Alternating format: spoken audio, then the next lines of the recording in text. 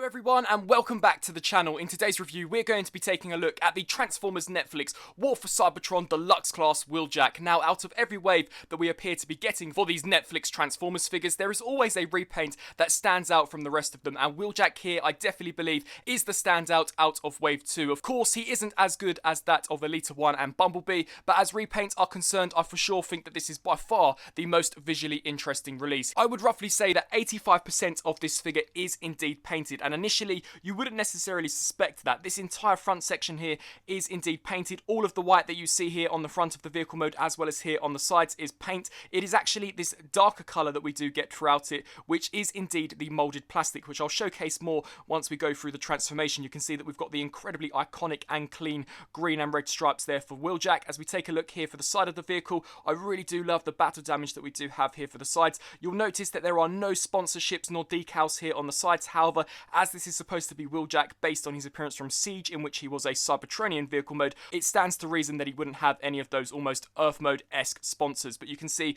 I love the fade work here on the sides of the vehicle. The hubcaps this time have been cast in just a generic black plastic, so we no longer have that almost red paint application that we did get on the original Earthrise. You can see as we take a look here for the spoiler, once again I really do love this almost singed effect that we have got going on here for the paint applications. It definitely does look rather computer generated in terms of how it's been printed on. You can see that everything here does have this almost pixelated feel to it, but in my opinion that adds to the overall animation-esque nature of these designs. As we take a look here from the back, you can see that this has been cast in a complete grey plastic, and you can even see actually on the underneath here of the spoiler that this is indeed a grey piece with some white paint apps applied over the top, which is the case for the majority of the vehicle mode. The back end, I think that the paint apps there have all come out really nice and crisp, and the same can also be said here for this side with this huge awesome black battle damage splotch there. I really do think that looks quite awesome. And as we take a look here to the underside, you can see there all of the robot mode kibble, which does really nicely store away. The figure does also roll really well as well,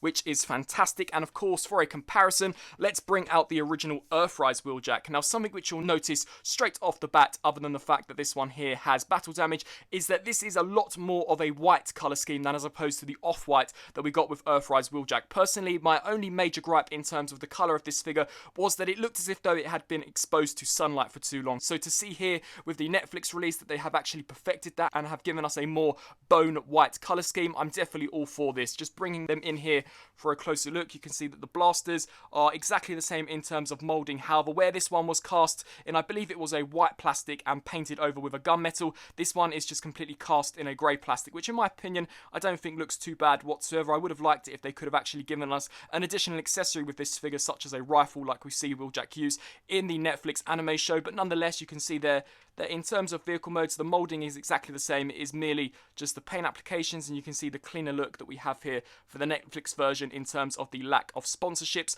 than what we got here with the original Earthrise. So in terms of vehicle mode, it really depends on your own personal preference on whether or not you prefer battle damaged on your figures or whether or not you prefer your figures to look more clean. Turning now very quickly to the transformation, because the Earthrise Wheeljack's transformation is so fun. I of course wanted to showcase it off in this review. You just want to take these spoiler pieces here and angle them out to the side. So we can come to the side of the vehicle, just pop this up, and I like to angle this up and then down, straighten out where the elbow is, and then rotate the hand around. Come here to this side just so that you can see what is going on, and then take this section, pull this down also, rotate that around. We can then take the head and lift this up, and you're going to want to rotate the waist all the way around. Something worth noting is that the joints on this figure are incredibly tight, so there is no evidence here of the mould degrading, which is a problem on some figures, but for Wheeljack is definitely not the case. If anything, the joints on this figure are slightly tighter than that of our original Earthrise version, as it takes an incredible amount of force on my release to actually lift this front windscreen section out. But you just want to take this here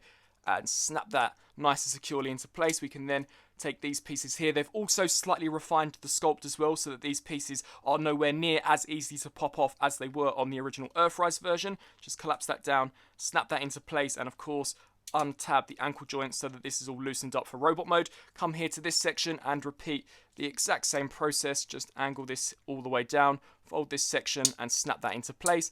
Bring this around and down, and then just align up the robot mode appropriately. We can of course then bring in his shoulder cannon and snap that in there. And with the transformation now complete, here we have our Netflix Wheeljack fully transformed up into his robot mode, and in my opinion looking absolutely fantastic. And so now taking a look here at the new Netflix Wheeljack fully transformed up into his robot mode, I have once again tried to take inspiration from my good friend Cybertron in getting him into this really awesome looking pose. Cybertron just every time knocks it out of the park in terms of his posing, and I highly recommend that you should check out his channel. But taking a look here at Wheeljack, once again, similarly to robot mode, I really do love the way this particular repaint has come out. Taking a closer look at his head sculpt, for the most part, it is exactly the same as that of the previous Earthrise release. You can see that it is rather difficult to actually show on camera, but he does have eyes actually painted, although they are this time done in a much darker blue than compared to the original release. I love the gunmetal silver that we now have here for the mouth guard,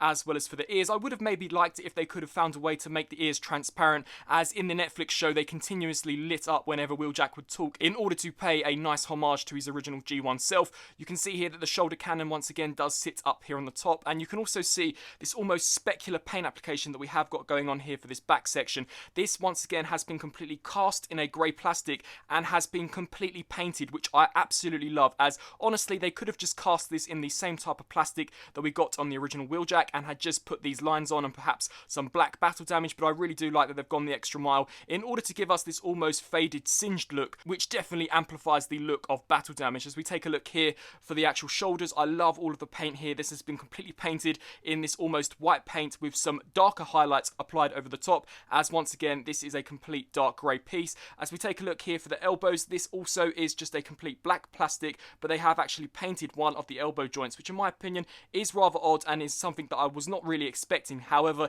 if they had just left this a complete black, I think it maybe would have stood out when compared to the white plastic that we do get here for the hinge. As we take a look here down to the forearm, the sculpt work looks really awesome, and you can see that once again that is a complete black piece that has been painted really nicely. If I had any critiques in terms of the paint apps, it's that in the show he does have these green highlights on this section, something which this release unfortunately does miss, but nonetheless I do think that the Autobot insignia there looks really crisp, as so does the almost cream white and red that we have there, and I love the smoky transparent plastic that they've used for the front windscreen. As we take a look here for the detailing of the fires, the sculpt works come out really nicely, and I absolutely love the battle damage that we do have here for the legs. Definitely very authentic to the show, and just showing you in there you can see that it has once again been cast in a grey plastic, and the same can be said here for the feet. However, the entire top of this has been coated in this really awesome white with some amazing battle damage highlights, and where the feet are concerned, green and red highlights. So definitely in terms of paint applications, I think that this is probably one of the best painted Netflix Siege releases that we have gotten, at least out of Wave 2. In terms of articulation, the head here is on a ball joint, so it can look left to right as well as up and down. Full 360 rotation here at the arms as well as a hinge joint. Full 360 rotation here at the bicep, 90-degree bend there at the elbow, full 360 rotation at the wrist, as well as a full 360 here at the waist. The legs can kick forwards that far on some very stiff joints, so once again the joints on this release have no evidence of degrading. We can also kick back that far out to the sides, full 360 here at the thigh, 90-degree bend there at the knee, and then finally turning to the feet. Due to transformation, they can pivot forwards and backwards, and of course we do get the traditional Siege and Earthrise ankle rocker pivot. So in all, a really awesome figure. However, once again, depending on your personal preference, I'm not entirely sure on whether or not the battle damage effect is going to appeal to everyone. And whilst on the topic of personal preference, here we have our new Netflix Wheeljack compared to that of the original Earthrise version, and you can once again see that the only major difference between these releases is that this one is definitely a lot more cleaner of a look than compared to the Siege version.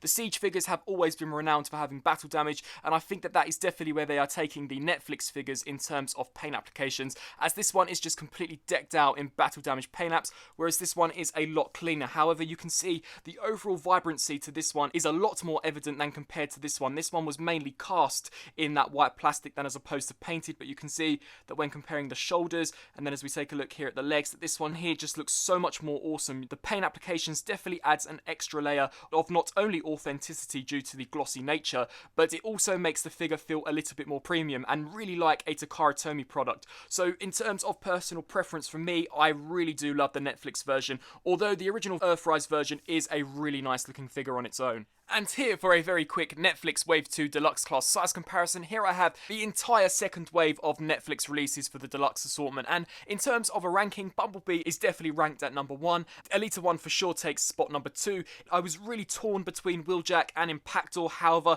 I have to give it here to Wheeljack for spot number 3. Spot number 4 of course goes to Impactor, and my least favourite out of these repaints for Wave 2 is for sure Red Alert, although this figure also does have his positives, so for sure a really strong second wave for the Netflix releases. I'm really looking forward to seeing what they have up their sleeves for Wave 3, or whether or not they even actually intend to do a Wave 3. But in terms of the comparison here, I think that Wheeljack definitely fits in really nicely along with the rest of his wave mates. And so, some final thoughts. I really do like this particular repaint. It is for sure a pleasant surprise, as initially when I did see some of the promo images for this release, I did think that they were just going to take that base Earthrise Wheeljack and slap on some battle damage. However, you can see that whilst I was reviewing this figure, that he has been painted impeccably well. Almost the entirety of the shell of the vehicle mode has been completely covered in paint, as the figure has been cast in that grey plastic. So it's super awesome and for sure adds an incredibly premium feel to the overall look of the figure. The Earthrise Wheeljack has always been a fantastic mould, so in my opinion, to get him in a more battle damaged-esque deco for sure gives brownie points to this figure, as I absolutely love battle damaged decos, especially when they are done properly. If I had any minor critiques to say about this release, is that I wish that they could have found a way to put some green paint apps here on the top section of the torso in order to match his on-screen appearance. However, seeing as how well painted this figure is, I think that perhaps was a budgetary constraint, and I would have maybe liked it if they could have included a brand new blaster. Even if they had just repacked the rifle that we got with Red Alert, I think that would have just added something different to this release other than just being a repaint. However, for me, I had no issues whatsoever in double dipping on the mold and picking this figure up, as stated, I really do think he's one of the better repaints. So with all that being said, I really do hope that you enjoyed my review and comparison between this figure and the original Earthrise version. Feel free to let me know down in the comment section below on what you thought of both the review and the actual figure himself, and whether or not you will be adding him to your collection. I thank you all for watching, and until my next review, I'll see you then. Thanks for watching.